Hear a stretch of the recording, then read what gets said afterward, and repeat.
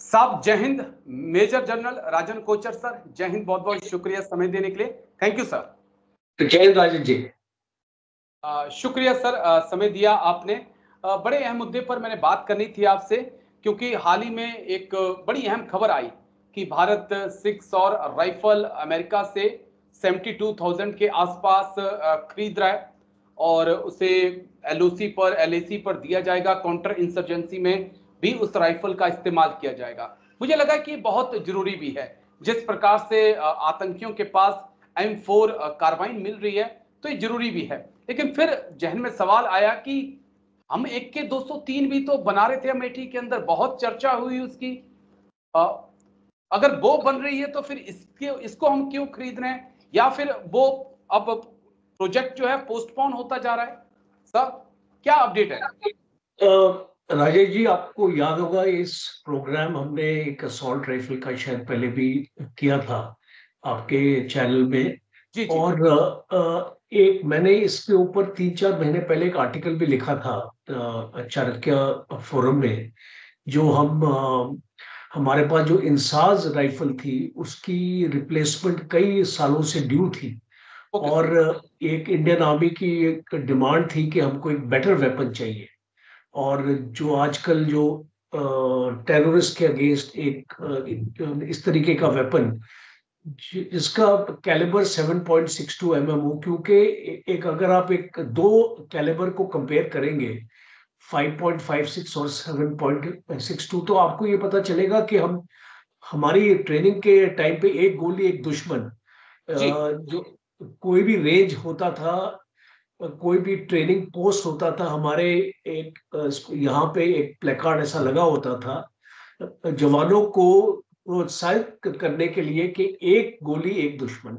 वो इंसास राइफल के साथ हासिल नहीं हो रहा था, क्योंकि इंसास राइफल की जो बुलेट है वो डीकैपेसिटेट करती है एक दुश्मन को, उसको मारती नहीं थी, ओके सर। लीथल नहीं थी वो। बट वो तो इसीलिए हमने आपने AK-47 जो राइफल है वो इंडक्ट हुई फौज में।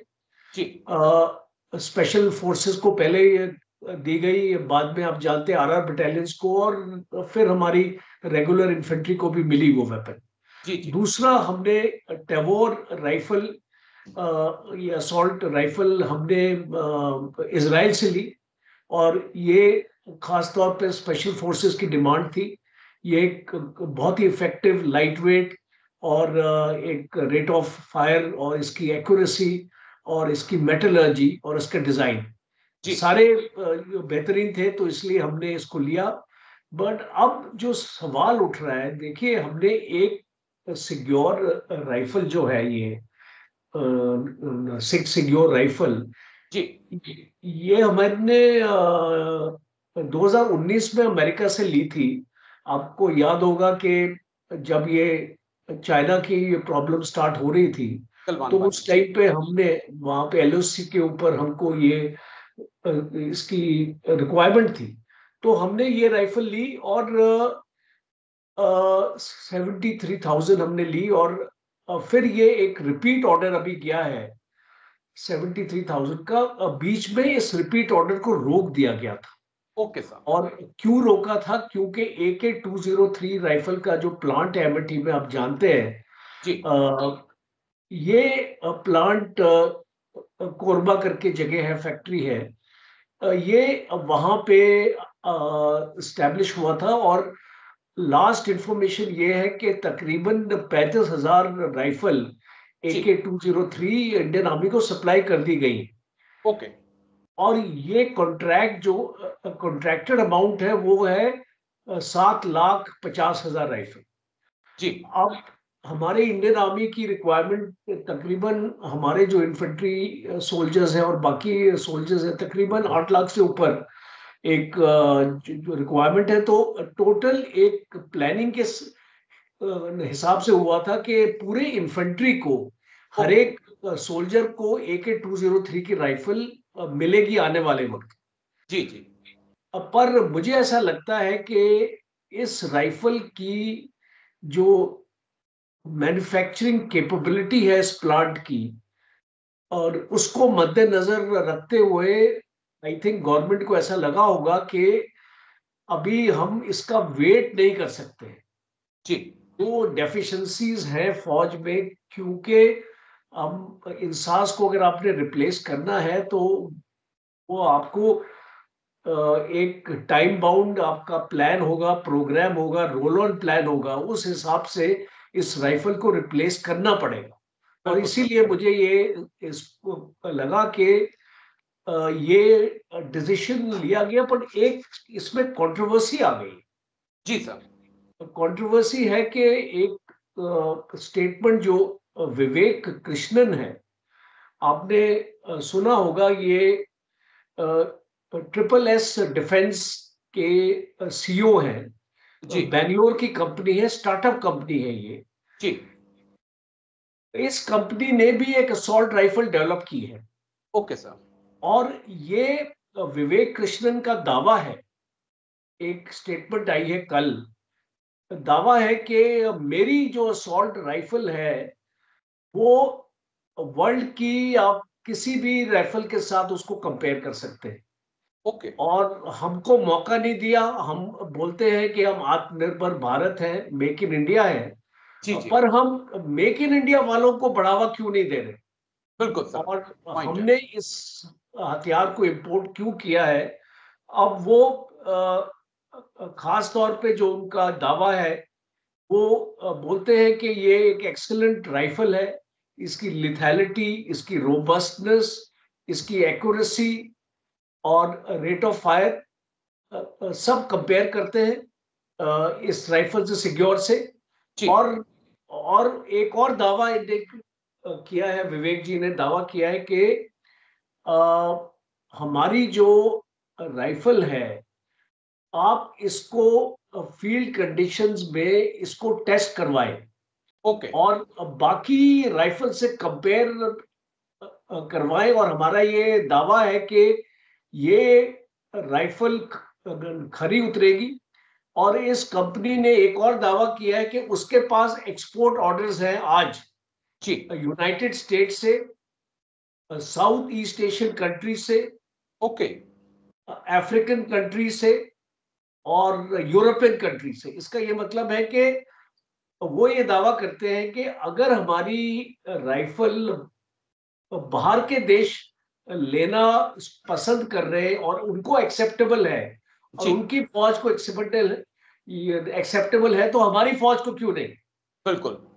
तो इसमें एक क्वेश्चन मार्क आता है गवर्नमेंट पे, क्योंकि गवर्नमेंट एक जो मोदी गवर्नमेंट है, उसने काफी मेक इन इंडिया पे जोर दिया है। जी। जी। और जी।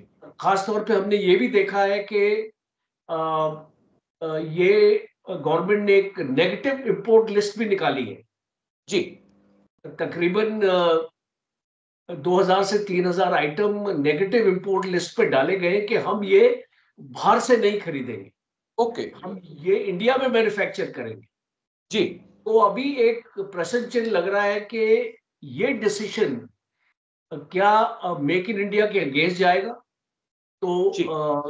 उसके ऊपर एक सवाल अभी खड़ा हो गया। दो तीन चीजें मैं आपसे समझना चाहूंगा। एक पॉइंट तो बहुत अहम आपने समझाया कि अगर आप 73,000 और राइफल आप खरीद रहे हो तो फिर मेक इन इंडिया के तहत भी तो इन्हें बनाया जा सकता था, और बन भी रही है। भारत में कई अच्छी अच्छी राइफल बन रही है, तो अमेरिका की ही राइफल क्यों? लेकिन जिस प्रकार से सर हमने हाल ही में देखा है, जम्मू कश्मीर में चैलेंज बड़े हैं।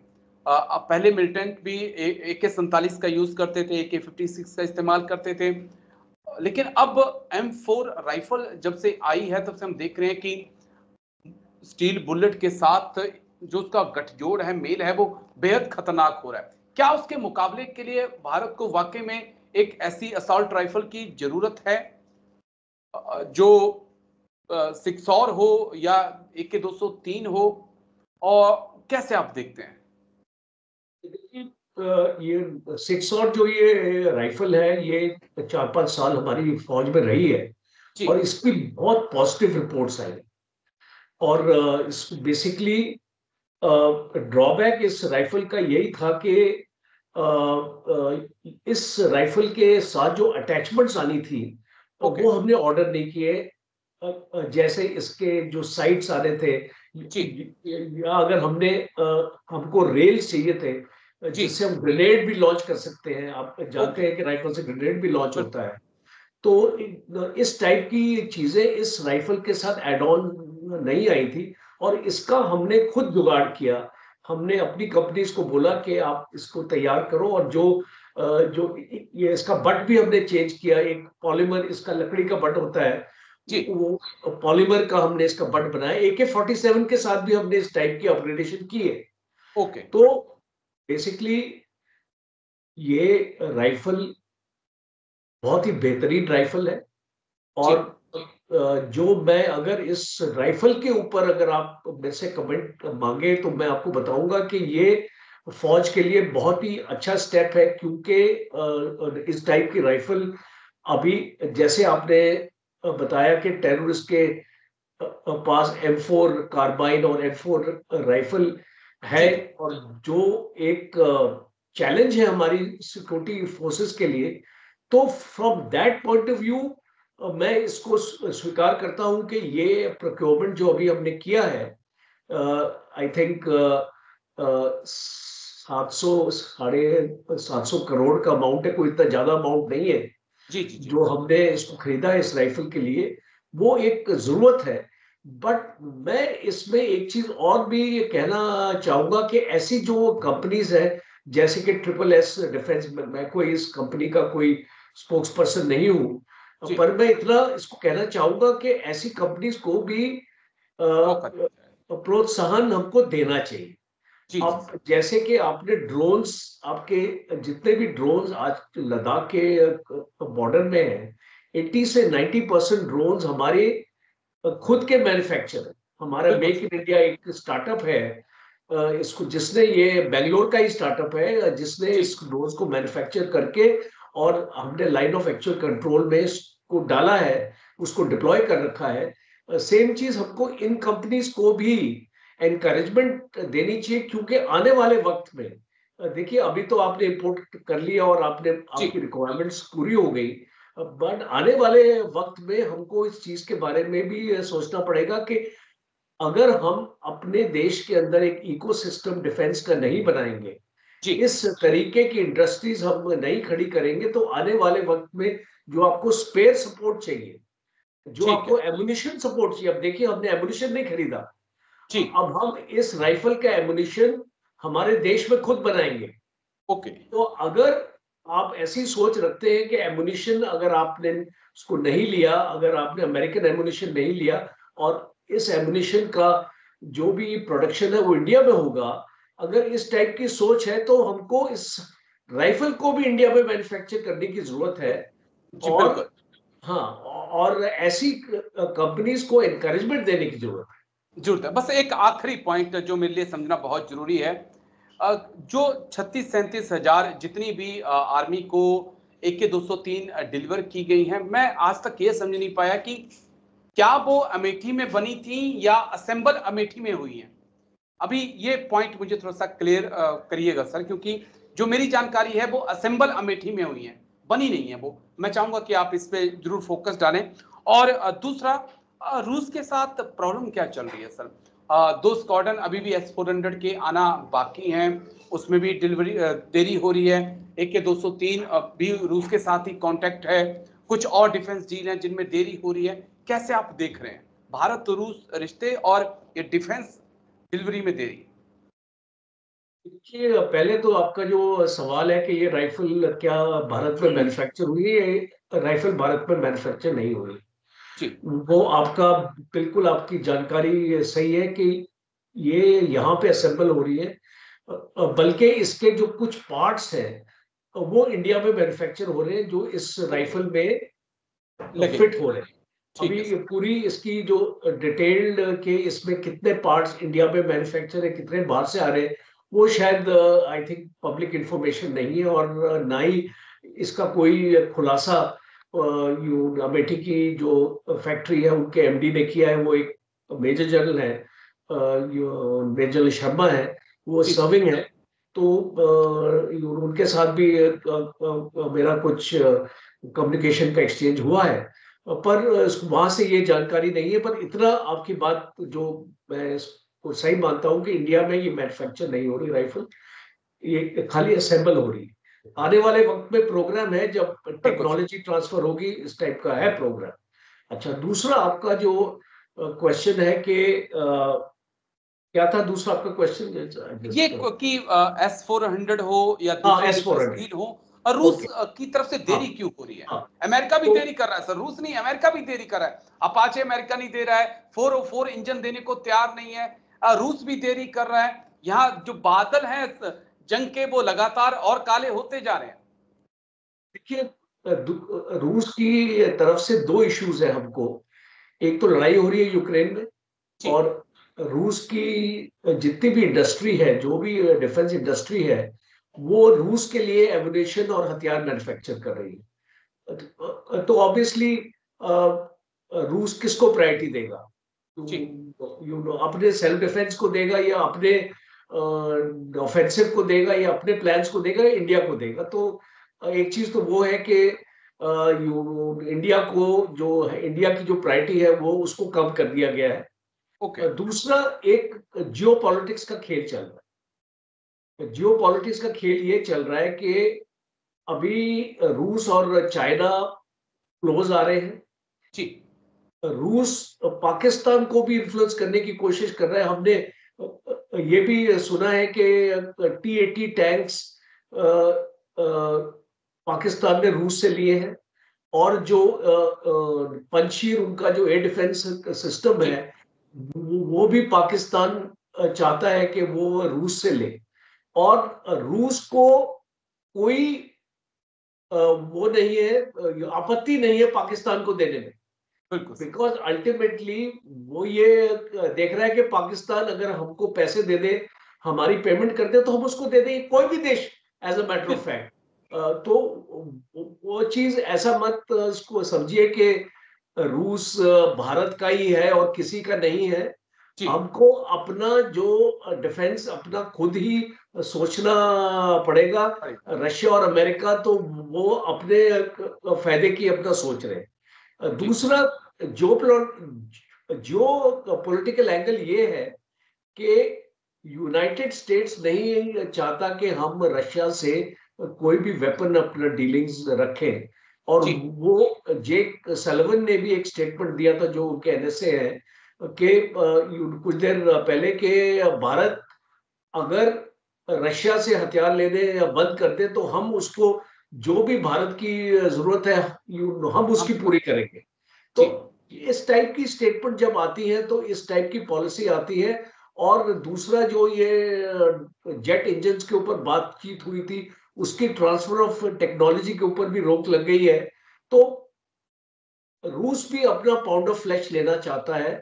वो भारत के ऊपर दबाव रखना इसको चाहता है कि आप अगर हमारे खेमे में नहीं आएंगे, जी तो हम आपको एक प्रेफर्ड ट्रीटमेंट शायद हम नहीं आपको देंगे। ना दे पाए। तो जी अभी ये आने वाला वक्त बताएगा कि हमारे जो फॉरेन पॉलिसी एक्सपर्ट्स हैं, और जो हमारी मिनिस्ट्री ऑफ एक्सटर्नल अफेयर्स है, वो इस गेम को कैसे प्ले करेगी, इस बैलेंसिंग एक्ट को आगे कैसे लेके जाएगी कि रशिया से हमको जरूरत है, क्योंकि 70% हमारा इक्विपमेंट रशियन ओरिजिन का है। तो बिल्कुल सर। रशिया से तो हम अपने ताल्लुकात तोड़ नहीं सकते, ना उससे कम कर सकते हैं। जी और साथ साथ जो आने वाली टेक्नोलॉजी का जो इक्विपमेंट है, वो हम यूनाइटेड स्टेट्स से ले रहे हैं, जो state okay. Of art technology जिसको हम बोलते हैं। और जी जी जी वो स्टेट ऑफ आर्ट टेक्नोलॉजी के लिए हम यूनाइटेड स्टेट्स पर डिपेंडेंट रहेंगे। तो शायद हम इन दोनों कंट्रीज के साथ हमको अपनी जो झुकाव तालमेल। है, जी वो हमको रखना पड़ेगा। करना पड़ेगा, और ये बड़ा अहम वक्त है, बड़ा नाजुक दौर भी चल रहा है। लेकिन शुक्रिया सर, बहुत बहुत शुक्रिया। आप आए मेजर जनरल राजन कोचर सर, और इतनी बारीकी से आपने समझाया सर। Thank you. जय हिंद सर, थैंक यू। शुक्रिया। Thank you Rajesh ji. जय थैंक यू। हिंद।